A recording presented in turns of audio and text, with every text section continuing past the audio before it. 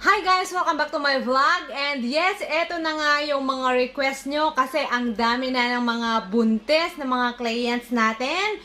Amen! And ang dami-dami na talaga at praise God naman at successful po yung mga pagtutulong natin sa mga sisi natin ng mga titisit. Congratulations po sa inyong lahat at eto na nga yung mga request nyo na gagawa tayo ng mga buntis naman na vlog. So, eto nga, meron tayong gagawin na mga episode. Next, pa-episode na ang sisi nyo. Okay, kasi ang gagawin ko dito guys is details natin per trimester. So, this video ay yung sa first trimester muna. Pag-usapan po natin lahat in details yung mga kung paano ba nabuo yung baby sa sinapupunan natin kapag first trimester, yung first 3 months ng pagbubuntis natin. And then, ano yung mga dapat nating iwasan? Ano yung mga dapat nating gawin or kainin? At ano yung mga test na dapat gawin ng mga doctors natin? And then, at ano yung mga sintomas na normal at abnormal na mga sintomas na dapat nating ikabahala?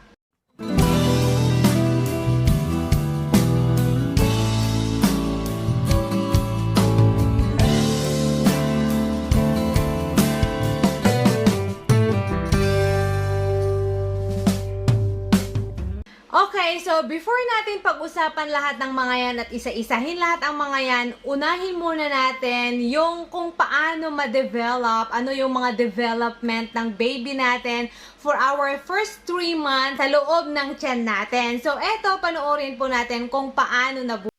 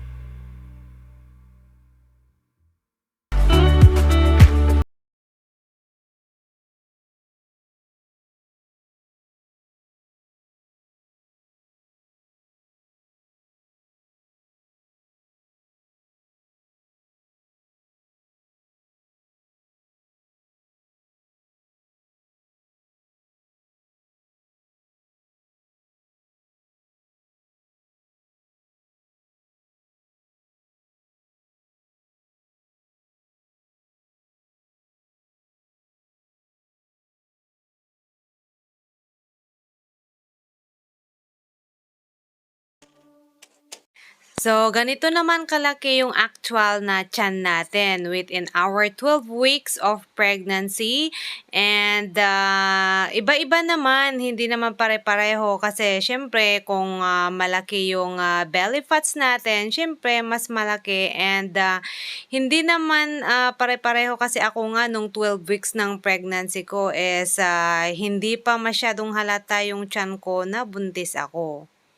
So, yun na nga, yun kung paano nabuo yung angel sa puso natin or sa mattress natin, okay? So, unbelievable talaga, di ba? Ang galing-galing talaga ni God. So, sana yung mga TTC dyan, pwede nyo pa rin panoorin to for inspiration and sana baby the soon. And of course, para malaman nyo rin kung ano yung mga gagawin nyo kapag congratulations na, okay? Kapag positive na yung PT nyo. So, ayun nga, ang first 3 months o kaya first trimester natin is mag-i-end ng 12 weeks. So, saktong 3 months po natin yon. And, eto nga yung sa first trimester na to, mararamdaman natin ang lahat ng mga sintomas na bago sa ating katawan, okay? So, lahat-lahat ng mga bago na nararamdaman natin during our first trimester, dala lahat yan o kaya dahilan lahat yan kung sino ang sisisihin natin ang mga hormones natin, okay? Kasi once kasi na meron ng nabuo, magbabago na lahat ng mga hormones natin. So, especially yung mga fertility hormones natin. Kasi nga, meron ng baby dyan. So, dapat i-accumulate niya lahat yung mga hormones natin sa katawan. And, dapat din natin i-maintain yan at ano yung mga gagawin natin sa management ng first trimester natin. Okay? So, ayan, ang first trimester, ang pinaka-crucial nga talaga na sabi nila. So, dito talaga ang trimester na pwedeng makunan tayo o kaya hindi magtuloy. Sana, wag namang ganun, okay? And, of course, ako naranasan ko rin yan. Saktong 12 weeks ko, nagagawin na sana yung double test. Pag-uusapan natin yan mamaya. Na, ayun, schedule ko ng check-up and gagawin na nga yung test. And, na-find out na wala ng heartbeat si baby. So, undeveloped na pala siya o kaya nag-stop na siyang nag-develop nung 9 weeks pa siya. So, nakakalungkot lang. So, sana magtuloy-tuloy and have a happy and a healthy pregnancy po tayo. And then, ayun nga, ang dapat natin gawin kasi eto nga yung first na trimester natin na napaka-crucial, okay? Dapat talaga enough rest, enough sleep, enough vitamins, and enough nutrition, okay? Tandaan natin yan. Tatlo yan. Enough rest, enough sleep, and enough nutrition, okay? Kapag sinabi nating nutrition, guys, hindi lang yung mga food ang kailangan natin. So, kailangan din natin yung mga complete vitamins, okay? So, yun. And then, of course, yung mga dapat talaga nating iwasan natin yung first, number 1 is stress, okay? So, napakalakas talaga ng stress na magpababa ng immune natin and then yun din yung sanhi ng pagkakuna natin. So, kaya ako, nung first talaga na pregnancy ko, alam ko talaga na yung stress ang dahilan eh. Kasi lagi kaming stress sa hospital and then hindi rin enough rest. So, ayun nga, ang ginawa ko, etong second pregnancy ko, once nung na-confirm ko na talaga na buntis ako, nag-leave na ako. So, 3 months akong nagpahinga. So, at least, natapos na yung first trimester ko. So, di ba? And then, ganun, kasi ang dami nga din natin nararamdaman ng mga sintomas na paglilihi, di ba? So, isa na dyan, lagi tayong pagod, okay? Fatigue, headache, pananakit ng puson minsan, cramps, and then yung balakang natin minsan. Pero normal din naman yung mga yon. And then, ayun nga, nagki-crave tayo o kaya naman yung opposite, hindi tayo makakain, ganyan. And then, lahat sensitive yung pang-amoy natin. So, lagi tayong naduduwal, nasusuka, ganun. And then, yung iba naman, antok na antok. O kaya naman, opposite niyan, hindi makatulog, ganun. Ako, nung nagliliha ako, hindi talaga ako makatulog. And then, hindi rin ako makakain ng tama. So, ganun. And iba-iba naman talaga yung mga sintomas ng buntis, okay? Iba-iba ang sintomas ng buntis per babae and per pregnancy, okay? Kahit ako, iba din yung sintomas ko ng paglilihi noong first pregnancy ko dito sa second pregnancy ko eh. So, iba-iba talaga yan. So, lahat ng mga kakaibang nararamdaman natin sa katawan natin, dala lahat yan ng paglilihi natin at ang dapat sisihin dyan yung mga hormones natin. Pero, normal na normal talaga yung mga yan, okay? So, yung mga sintomas naman na dapat natin ikabahala. So, go to your doctors right away kung number 1, mag-spotting ka o kaya brown discharge, okay? Go for your doctor ASAP. Kasi any sign of spotting o kaya bleeding, okay? Signs yan ng miscarriage, okay? And dapat nyo talagang pumunta sa doktor nyo para mabigyan kayo ng pampakapit. And then, yung mga discharges natin, yellowish and greenish discharge o kaya brownish discharge, punta pa rin kayo sa mga doctors po natin kasi possible yan na signs of infection. Kaya, syempre, pag may infection tayo, syempre, dapat natin gamutin yan kasi baka naman yan din ang sanhi ng pagkunan natin, okay? Or sanhi ng pagkakunan natin or baka makukunan tayo, ganun, you know what I mean? So, go to your doctor, tandaan kung merong spotting, brown discharge, yellow discharge, and greenish discharge, okay? Go to your doctor. And kung super sakit na nung puso nyo at balakang nyo, go to your doctor right away. Kasi ang slight cramps sa puso natin at minsan parang nangangalay yung balakang natin, normal lang din yan, okay? Normal lang yan, slight lang, and then nawawala naman, ganun. Normal pa rin yun kasi nga nagwawiden yung mga pelvic bone natin para ma-accumulate yung paglaki ng mattress natin. So, ayun, medyo slight cramps and parang nangangalay yung balakang natin. So, okay lang yun, nawawala minsan. Pero, kapag super sakit na nga, and parang malakas yung cramps, and hindi natin matolerate, untolerable na yung pain, so go to your doctor, okay?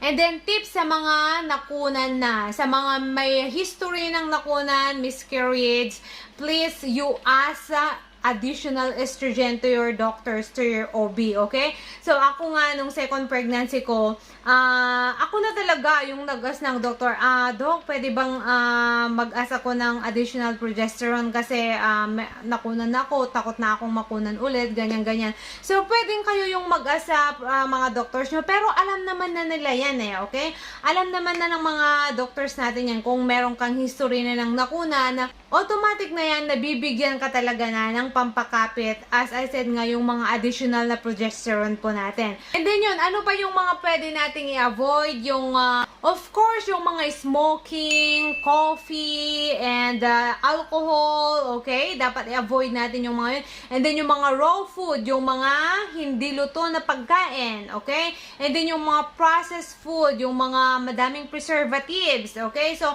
more on fruits tayo, vegetables, and then well-cooked, okay? So, well-cooked, tandaan, dapat lutong-luto yan, hindi yung half-cooked. Kasi madami tayong makukuha ng mga iba't ibang klase ng bacteria sa mga raw food, gaya ng mga Listeria, mga E. coli, ganyan. So, dapat well-cooked po yung mga pagkain natin. And then, avoid din natin yung mga cats. Okay? So, avoid natin yung mga pusa. Kasi yung mga pusa, pwedeng nagkikarry yan ng toxoplasmosis. And then, super dangerous yan sa mga buntis. Okay? So, avoid natin yung mga pusa. And then, ano yung mga test na gagawin sa first trimester natin? Okay, meron tayong dinatawag na double screening test. Ito siya. And itong double screening test, ginagawa to between 9 to 12 weeks. So, bago matapos itong first trimester natin. So, ano yung ibig sabihin ng double screening test? Itong double screening test, guys, kukuha sila ng blood natin, so blood test, and then ultrasound. And ito kasi malalaman kung merong Down syndrome yung pinagbubuntis natin. So, halimbawa, makikita dito kung high risk tayo sa Down syndrome. Kasi sa ultrasound and then sa blood test, sa ultrasound, i-measure nila yung fluid dito sa pagitan ng neck ng baby. So, i-measure nila yon at makikita nga kung risk tayo o kaya high risk tayo sa Down syndrome. So, pag-uusapan natin ang double screening test na to. So, paano nga gagawin and paano makikita kung merong Down syndrome sa bata kahit nasa tiyan pa natin in detail sa mga susunod na mga videos ko. Thank you so much for watching and then abangan nyo po yung video po natin na susunod, yung mga pregnancy care for second trimester naman tayo. So, etong video na to, focus muna tayo dito sa first trimester. Thank you so much and you can also follow me to my social medias. Ito sila and meron akong Facebook page, business page, and then my second channel. And pag hindi pa kayo nakaka-subscribe dito sa channel ko, please subscribe, click the bell button, and click all para ma-update kayo every time na meron tayong bagong uploads. Bye-bye! God bless!